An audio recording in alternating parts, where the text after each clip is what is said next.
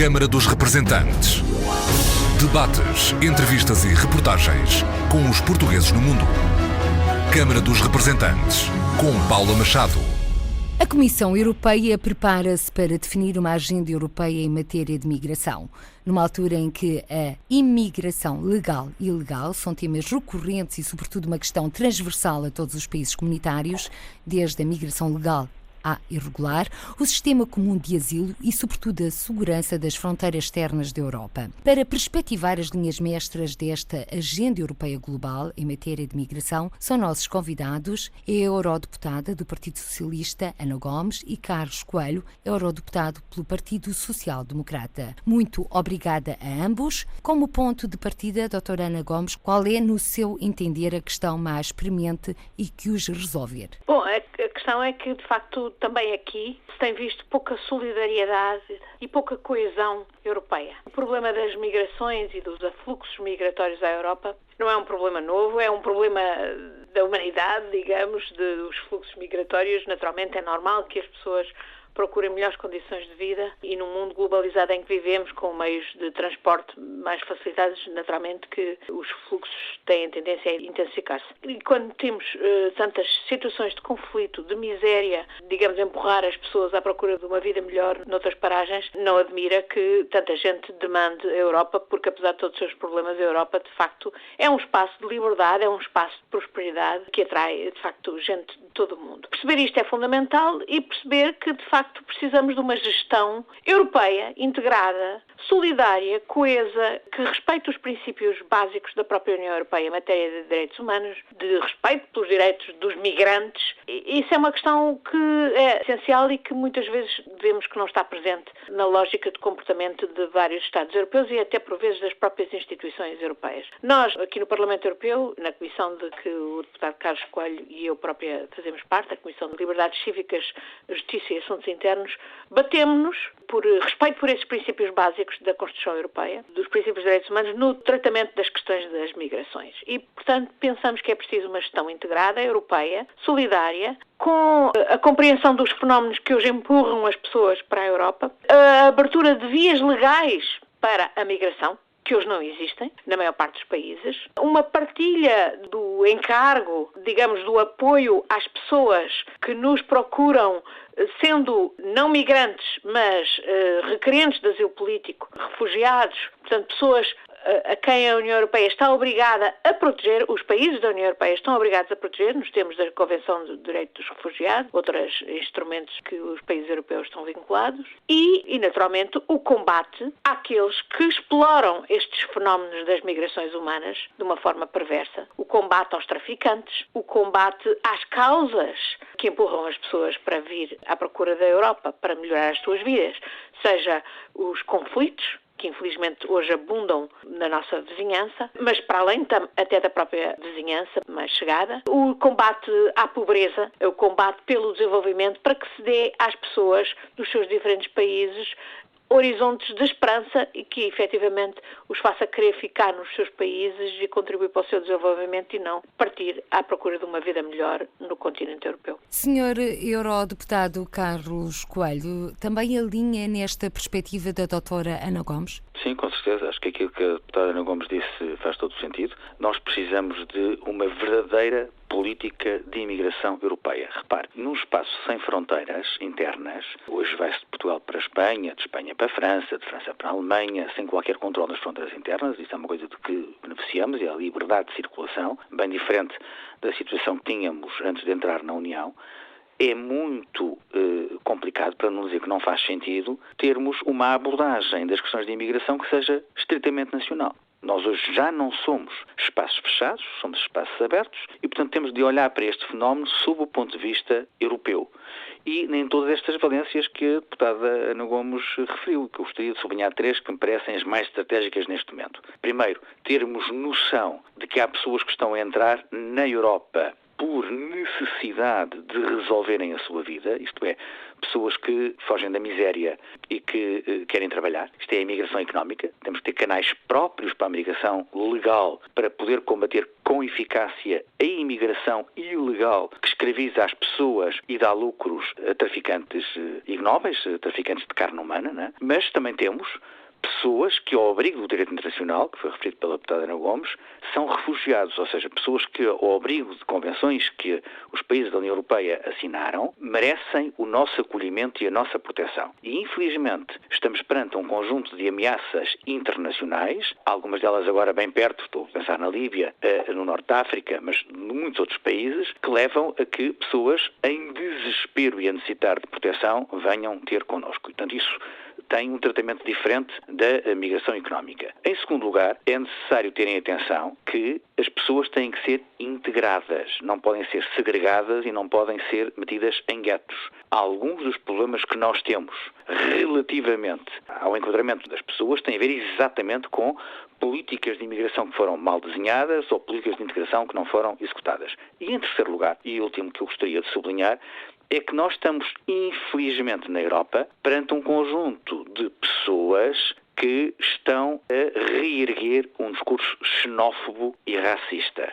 Por exemplo, estamos a ver uma situação muito preocupante na Alemanha, em que eleitos locais e eleitos regionais, estão a ser ameaçados. Há pessoas que estão a renunciar às suas funções e outros que estão a ver os seus haveres dilapidados. Há um autarca alemão que teve o carro incendiado porque aceitou receber numa comunidade de 3 mil pessoas 50 refugiados. E, portanto, há pessoas de natureza radical, com plataformas claramente racistas e xenófobas, que, não contentes em discordar desta expressão humanitária de solidariedade, que é, no respeito pelo direito internacional, receber quem pede o nosso auxílio, que está numa situação de refugiado, decidem enverdar por atitudes de natureza terrorista, a atacar as casas, a incendiar os carros e a ameaçar de morte aqueles que têm uma perspectiva mais humana destas questões da migração. Isso é algo que está a preocupar muitos países da Europa e que, pela sua dimensão, merece que nós nos debrucemos. E já agora convém também referir que, num total de 1 milhão de refugiados no mundo, cerca de 0,2% representam a população europeia. Voltando há pouco às suas palavras no que se refere à Alemanha, em França estão aí à porta as eleições departamentais, onde 1/4 dos portugueses está a alinhar também pela extrema-direita. Também vê isso como um fenómeno atentatório dos direitos humanos ou como uma liberdade de que, de facto, os ideais da Europa ou os próprios ideais de França, em termos de política, não se cumpriram? Não, eu penso que, naturalmente, que qualquer cidadão que vive em França, mesmo cidadão imigrante, por exemplo, português, tem liberdade de participar em eleições municipais, como são estas, e, naturalmente, escolher entre os diversos partidos. Agora, o que eu acho que é triste é que imigrantes portugueses alinhem por um discurso que é xenófobo e que é um discurso anti-imigração, um discurso extremamente perigoso para a Europa, que é, por exemplo, de partidos de extrema-direita como os da senhora Le Pen. Mas, infelizmente, isso não é novo. Muitas vezes vemos alguns das vítimas, de facto, alinharem pelos discursos e pelas políticas dos seus carrascos. Eu lembro-me de, há 20 anos, estar na Suíça como diplomata e haver muitos imigrantes portugueses na Suíça nessa altura e de ter sabido de casos de portugueses imigrantes que denunciavam outros portugueses recém-chegados porque pensavam que isso os punha em boas graças junto das autoridades suíças. É evidente que isto não se passa apenas com portugueses, enfim, faz parte da miséria humana. Mas eu penso é que os portugueses, em geral, têm que perceber que nós somos um povo de imigração. Aliás, nos últimos anos, mais do que nunca, voltámos a ver 300 mil portugueses partirem por causa das condições económicas no nosso país e das políticas desastrosas do atual governo. E, portanto, como país de imigrantes, temos que perceber que não podemos alinhar com aqueles que nos países de acolhimento fazem um discurso xenófobo, racista e anti-imigração. Pelo contrário, nós somos os primeiros interessados em que haja uma política integrada europeia nesta matéria que respeite os princípios básicos e que obviamente se aplique em cada um dos Estados-membros e também, naturalmente, no nosso próprio país. Temos até uma tradição de acolhimento de imigrantes que eu penso que é positiva e que é exemplar. Imigrantes, desde logo, por exemplo, ucranianos, brasileiros, de outros países com quem temos especiais relações e com os quais temos especiais obrigações. Enfim, estou a falar de todos os países africanos e, digamos, membros da CPLP, com quem temos antiquíssimos laços humanos por causa da história colonial e, portanto, temos que saber integrar bem e temos, apesar de tudo, temos uma história positiva comparado com outros, mas temos ainda muitos focos problemáticos. Olha, por exemplo, ainda recentemente o incidente na Cova da Moura, na Amadora, que teve laivos de manifestações de racismo contra uma comunidade que se calhar até na maior parte é portuguesa, mas que tem origem naturalmente na imigração africana e que não podemos de maneira nenhuma aceitar que se passem no nosso país. A verdade é que a dimensão destes fenómenos noutros países europeus neste momento é extremamente preocupante e não tenhamos ilusões. Mais tarde ou mais cedo voltar-se-á contra os imigrantes portugueses, por muito bem inseridos que eles estejam. Portanto, os imigrantes portugueses em países como, por exemplo, a Alemanha ou a França não podem de maneira nenhuma, não devem alinhar por aquelas formações que fazem esse discurso racista e xenófobo. A verdade é que a livre circulação dos trabalhadores foi sempre um dos pilares fundamentais do mercado interno, mas também é verdade que em tempos de crise, os nacionais desses países de acolhimento veem sempre os migrantes, mesmo que sejam da União Europeia, como uma ameaça. E a verdade é que existem disparidades, mesmo ao nível da migração legal, em termos salariais. Dr. Carlos Coelho. Com certeza, mas não há só disparidades salariais a propósito da migração. Há disparidades salariais a propósito de outras realidades. A dimensão das empresas, o facto de estarem nos centros urbanos ou em espaços rurais, de estarem em sítios com economia mais pujante ou com economia mais deprimida. O que nós tentamos ao nível europeu estabelecer são regras para evitar que estas pessoas fiquem entregues à arbitrariedade. E o Parlamento Europeu, com o Conselho, regulou normas já há alguns anos, em 96, relativamente ao destacamento de trabalhadores, o chamado regime dos trabalhadores destacados.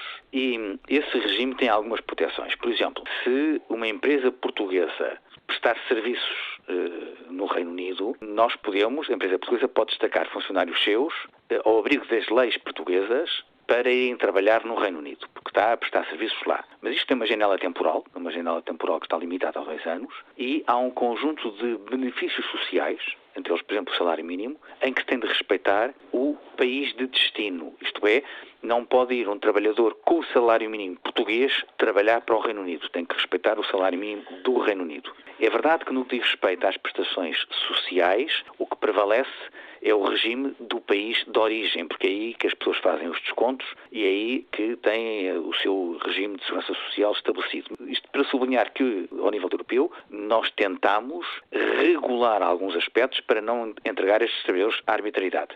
Se me pergunta se está tudo feito sob este ponto de vista ou se a legislação cobre todos os aspectos, infelizmente não. E nós temos a noção de que há, no chamada dimensão da livre circulação do mercado interno, esta área dos serviços ainda com alguns buracos. Portanto, há necessidade de regulamentarmos ainda algumas disposições. O problema, de facto, é aquele que apontava na sua pergunta, é a circunstância de haver economias com uma grande diferença e, portanto, aquilo que pode ser bem regulado para uma economia pode ser mal regulado para outra economia. É por isso também que nós, pelo menos os europeístas, consideramos que a única forma de levar o projeto europeu avante é no sentido de ele reduzir as assimetrias de desenvolvimento e de riqueza entre os seus países e as suas regiões. Isto é, faz sentido, como dizia, aliás, um grande presidente da Comissão Europeia, Jacques Delors, que o sentimento de pertença à União seja reforçado com a ideia de que isso é feito com equidade. Se nós perdermos a noção da equidade na regulamentação do mercado interno, na livre circulação de trabalhadores, mas também na produção de riqueza e de emprego, nós arriscamos-nos a ter fenómenos disruptivos, isto é, de falta de coesão dentro da União Europeia. E sobre isso, antes de passar a palavra a Clara Gomes, deixe-me dizer outra coisa que para nós é um cavalo de batalha, que é a ideia de que a coesão económica, social e territorial tem de continuar a ser um objetivo europeu. Há alguns países, infelizmente alguns daqueles que contribuem mais para o orçamento comunitário, que desejariam que estas competências fossem delegadas nos Estados-membros, isto é, que fossem apenas responsabilidade nacional. E nós não estamos de acordo com essa opinião. Para que a União Europeia seja um projeto vencedor, a União Europeia tem que reforçar os seus poderes de coesão económica, social e territorial, e significa que aquilo que está previsto nos tratados atualmente deve continuar a existir e deve ter concretização. Mas a verdade é que estão consagrados nos tratados, existem diretivas comunitárias, mas depois entre a teoria e a prática às vezes existe uma grande distância, doutora Ana Gomes. Bom, mas esse é o nosso papel como deputados no Parlamento Europeu e nos Parlamentos Nacionais, de zelar pelas aplicações devidas das leis, das diretivas comunitárias, e designadamente quando são tão importantes para a realização da justiça, para a realização desses objetivos da coesão económica, social e territorial na própria União Europeia. É verdade que isto implica um grande trabalho e uma grande atenção e uma grande intervenção, porque hoje a União Europeia, como sabemos, perversamente está cheia de divergências macroeconómicas e de assimetrias que efetivamente criam as tensões sociais e as tensões entre políticas, entre os próprios membros da União Europeia, que podem, de facto, degenerar no comprometimento do próprio processo de construção europeia, como estamos a ver. Estamos à beira de um Conselho Europeu, onde as tensões estão mais elevadas do que nunca, por causa da resolução do chamado problema grego, que não é um problema grego, é um problema da Europa, é um problema europeu, e com as trocas de galhardetes entre responsáveis alemães e gregos a atingirem, de facto, níveis insuportáveis. E, por outro lado, com esta realidade que é de muitos cidadãos europeus atraídos pelo canto de sereia dessas formações populistas demagógicas de extrema-direita ou de extrema-esquerda, que têm, de facto, uma agenda anti-europeia e que incutem nas pessoas a ideia de que a discriminação contra os migrantes é que lhes permitirá recuperar empregos, que é uma coisa essencial, que obviamente a União Europeia devia estar a oferecer aos seus cidadãos, em vez de, com estas políticas desastrosas, ter feito desaparecer o emprego. Aqui, o papel dos responsáveis políticos é importantíssimo, exatamente para não deixar as pessoas serem empurradas para essas formações e para essas ideias xenófobas e anti-imigrantes. Nós somos um país, por exemplo, que temos um gravíssimo problema de envelhecimento da população. É através da migração que nós podemos justamente renovar e compensar o perigo tremendo para a nossa população que resulta desse envelhecimento, enfim, do conjunto da nossa sociedade. Há uns anos atrás, sabíamos inclusivamente que era graças às contribuições dos trabalhadores migrantes no nosso país que a própria segurança social portuguesa via os seus resultados equilibrados. Portanto, não podemos de maneira nenhuma desvalorizar a contribuição fundamental que os migrantes trazem às nossas sociedades, mesmo num país como Portugal hoje, tão afetado pelo desemprego e por estas políticas desastrosas que são resultado das escolhas do governo, mas também da própria União Europeia, dominada por estas ideias neoliberais, que de facto têm privilegiado liberdade de circulação para mercadorias e para capitais, mas têm posto entraves reais à liberdade de circulação das pessoas. Esta diretiva que o Carlos Coelho acaba de referir, a chamada Diretiva do Destacamento dos Trabalhadores, deu aqui o objeto de grandes polémicas. Era a chamada, lembram-se, de Diretiva Bolkestein, que até alguns chamavam de Diretiva Frankenstein, porque visava justamente, à pala da liberdade de circulação de trabalhadores, introduzir uma situação de liberalidade perversa que permitiria aquilo que justamente seria indesejável, que era que, por exemplo, trabalhadores com o salário mínimo português fossem trabalhar, por exemplo, para a Suécia ou para a Holanda com esse mesmo salário mínimo, sim, introduzindo uma discriminação. Mas isso evitamos. Exatamente, e evitamos, e agora trata-se de efetivamente verificar que a diretiva é cumprida, mas para além disso há muitas outras questões políticas de fundo que temos que exigir aos governos que presidam à sua orientação e, justamente, eu diria que criar avenidas legais para as migrações é uma questão-chave e em que tem que haver uma repartição entre os Estados-membros na distribuição desses migrantes, em função das suas necessidades, mas também em função daquilo que tem que ser distribuído. A mesma coisa para os refugiados e requerentes de asilo. Por exemplo, o nosso país tem hoje, do cargo de Alto Comissário das Nações Unidas para os Refugiados nacional, o engenheiro António Guterres, eu diria que deveríamos estar a ser particularmente generosos no acolhimento de refugiados e requerentes de asilo de conflitos como a Síria, como a Líbia, como outros conflitos que fazem tanta gente ter que fugir para salvar as suas vidas. E temos, curiosamente, a Alemanha e a Suécia são dos países que mais têm feito um esforço esforço de acolhimento de refugiados e requerentes de asilo, e nós, nos índices comparativos, estamos muito abaixo daquilo que seria razoável em termos de repartição de encargos e daquilo que até seria razoável em termos, digamos, nacionais, por muito que sejam os constrangimentos financeiros que temos. A situação vai ter que mudar. Viu com certeza ontem a Teresa Tito Moraes, que é a Presidente do Centro Português para os Refugiados, referir a explosão dos pedidos de asilo em Portugal. Enquanto que o ano passado nós tivemos, grosso modo, 400, portanto 400 pedidos de asilo, só nos 2 primeiros meses deste ano, de acordo com a Teresa Tito Moraes, tivemos 136 pedidos. Pois, isso tem a ver com o agravamento dos conflitos em redor da Europa e tem a ver com o próprio Estado da Europa, porque é evidente que uma Europa que não resolve os problemas internos na economia, depois também não pode ser eficaz na resolução, na contribuição para a resolução dos problemas na vizinhança. E agora, se me permite, doutora Ana Gomes, dar a palavra ao Dr. Carlos Coelho, porque há pouco referiu que o Estado português tinha uma política desastrosa em termos de migração. Eu queria colocar-lhe exatamente essa questão. Partilha da mesma opinião da doutora Ana Gomes? O senhor que era o deputado eleito pelo Partido Social Democrata, partido do Governo? Eu acho que estes são fenómenos globais. O problema da imigração não é um problema deste Governo, nem sequer é um problema de Portugal, é um problema da Europa, como creio que tentámos sublinhar desde o início do debate. Percebo a tendência da deputada Ana Gomes na aproximação da eleição legislativa para fazer algum discurso eleitoral, mas acho que isso não resiste à prova dos factos. Agora, o que eu acho mais importante é que Portugal, o Governo português, as instituições portuguesas que trabalham na área, tenham consciência destes desafios e qual é a melhor forma de os resolver e quais são aqueles que nós podemos resolver com medidas nacionais e quais são aqueles que nós só podemos resolver com medidas europeias. E talvez, por sermos deputados europeus, sinto muito a necessidade de sublinhar de forma séria aquilo que me parece que é o enquadramento do problema. De facto, grande parte destes problemas nunca serão resolúveis a nível nacional e não tem a ver com a circunstância de Portugal ser um país mais pequeno, ou seja, países europeus com maior dimensão de Portugal têm exatamente os mesmos problemas em conseguir sozinhos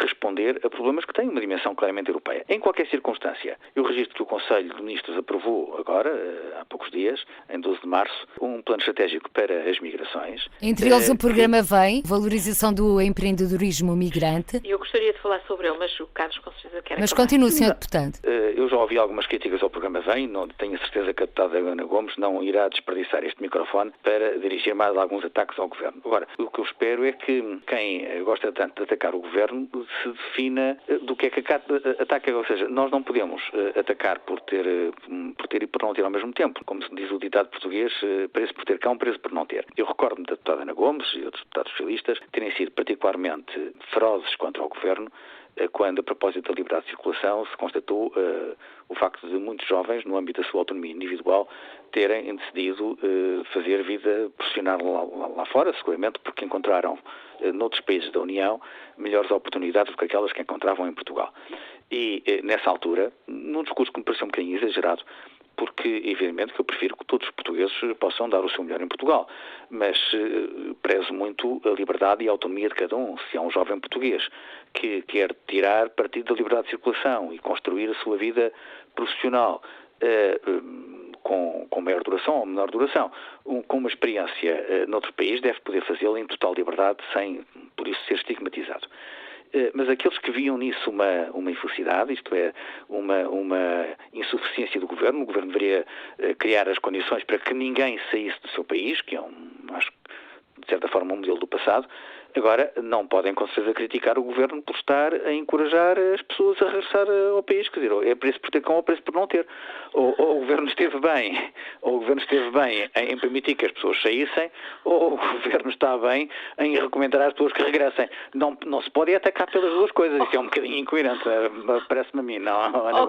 Carlos, ninguém obviamente contesta a liberdade dos cidadãos, e designadamente jovens qualificados, de irem ter experiências profissionais no exterior, e sem dúvida que isso os valoriza e nos valoriza. Eu também tenho essa opinião. Mas, infelizmente, os 300 mil portugueses que saíram nos últimos 4 anos do país, na maior parte jovens e altamente qualificados, não foram por querer, foram porque não tinham alternativa, foram porque não tinham trabalho no seu próprio país e foram zangados por ser forçados a ir embora e por elementos deste governo os terem quase empurrado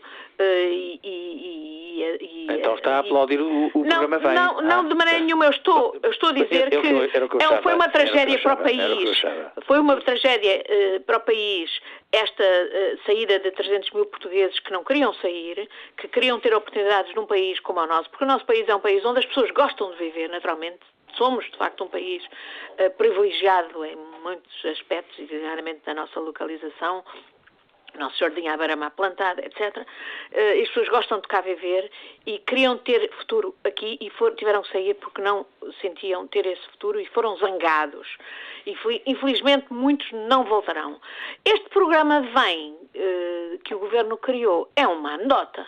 Porque, obviamente, não é nenhum programa, até porque não temos ainda, graças às políticas desastrosas deste Governo, condições para que essas pessoas percebam que voltaram a ter futuro em Portugal e podem vir pôr as suas experiências, designadamente que ganharam no exterior, ao serviço da sua própria valorização pessoal e das suas famílias no nosso país.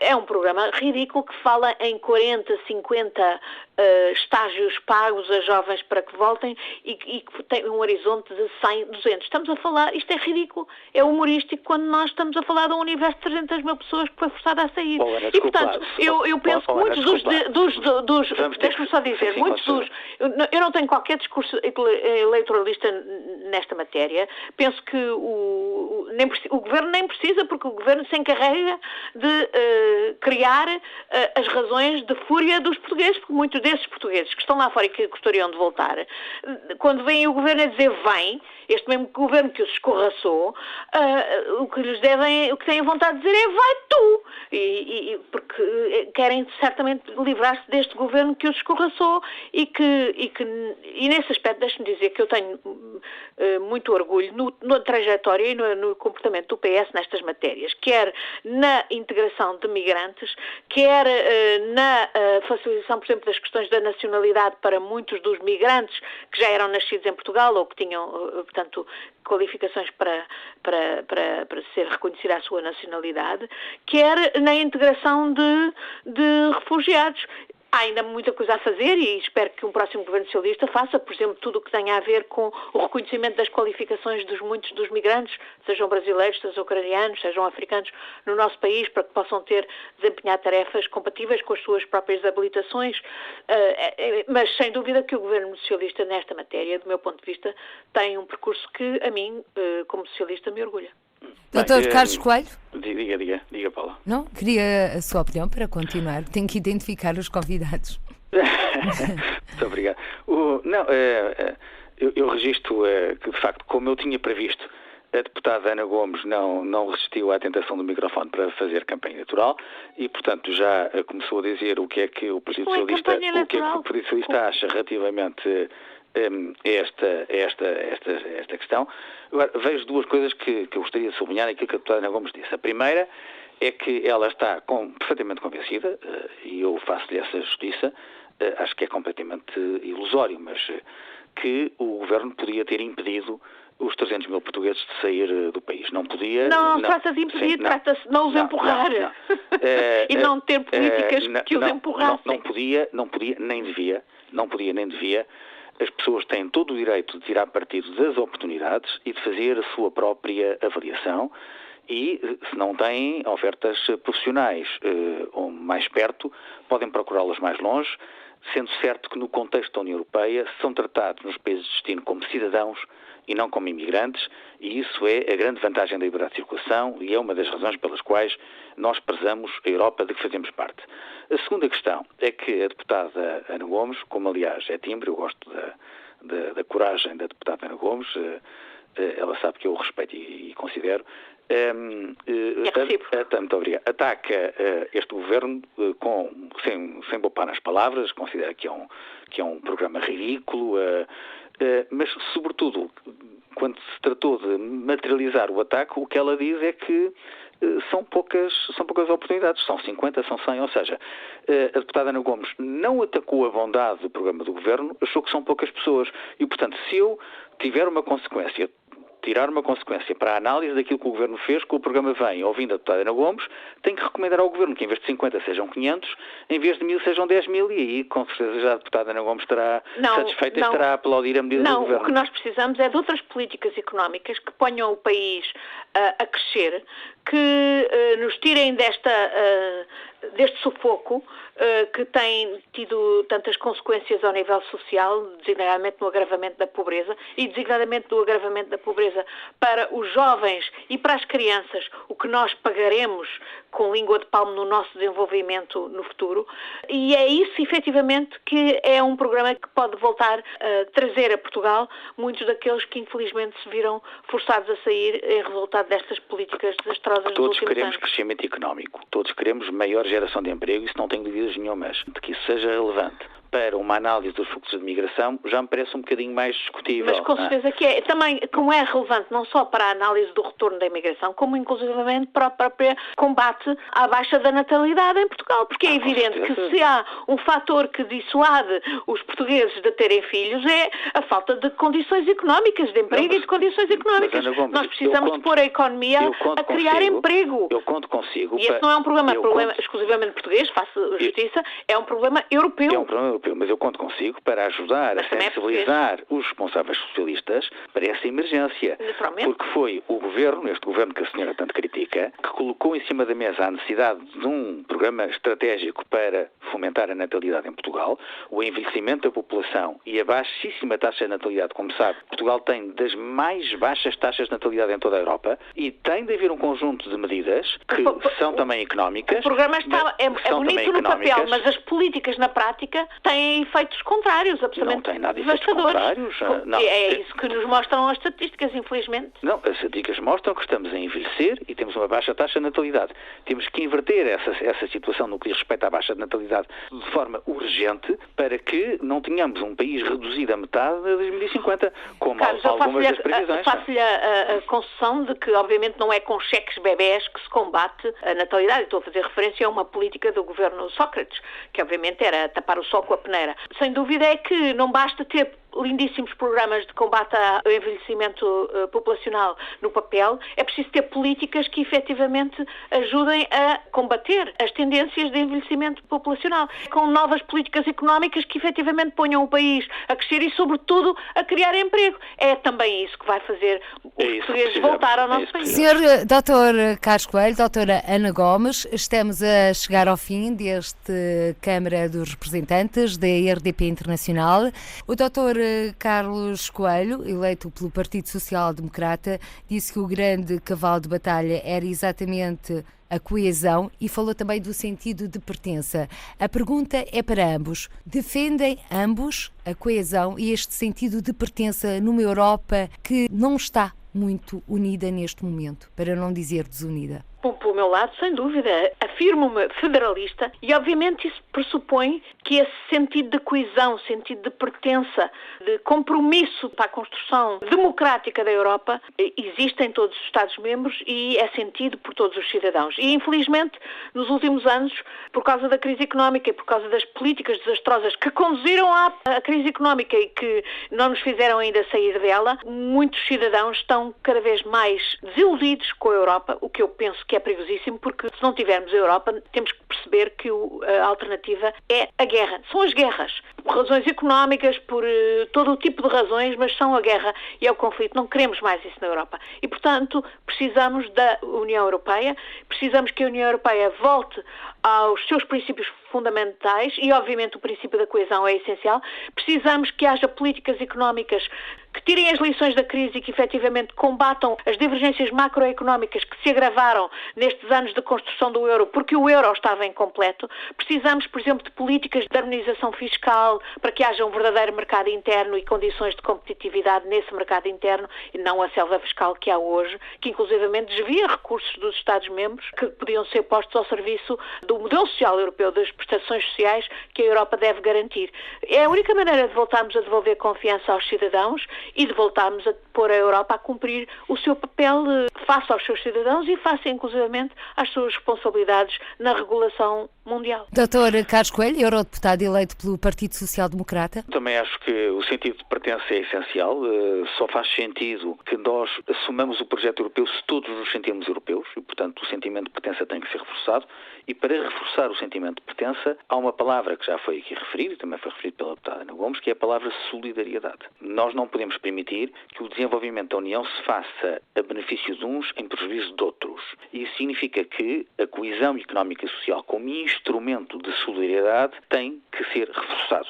Não faz sentido, por exemplo, não haver solidariedade nas matérias que estivemos a discutir da imigração e do asilo. Isto é, nós não podemos permitir que haja países sobre os quais recai muito mais o fardo da pressão migratória e de asilo do que outros, ou porque estão na linha da frente geográfica, o caso de Malta ou Itália, ou porque têm melhores condições de vida e de todos os asilados e imigrantes querem ir para lá. Portanto, tem de haver aqui uma distribuição, tendo em atenção a capacidade de cada Estado-membro. Tem de haver solidariedade na distribuição dos recursos orçamentais. Não faz nenhum sentido que nós queiramos mais Europa com menos recursos.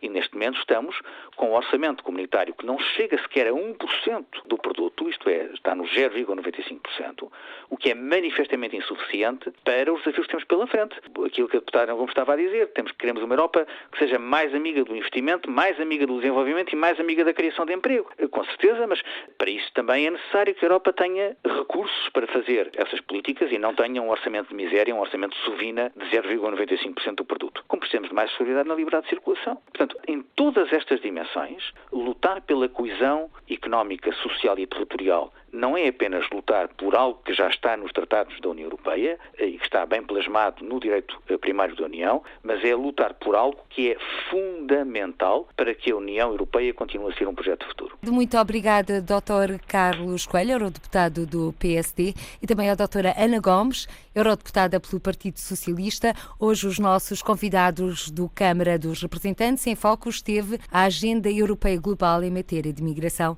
que está neste momento em preparação em Bruxelas. Câmara dos Representantes.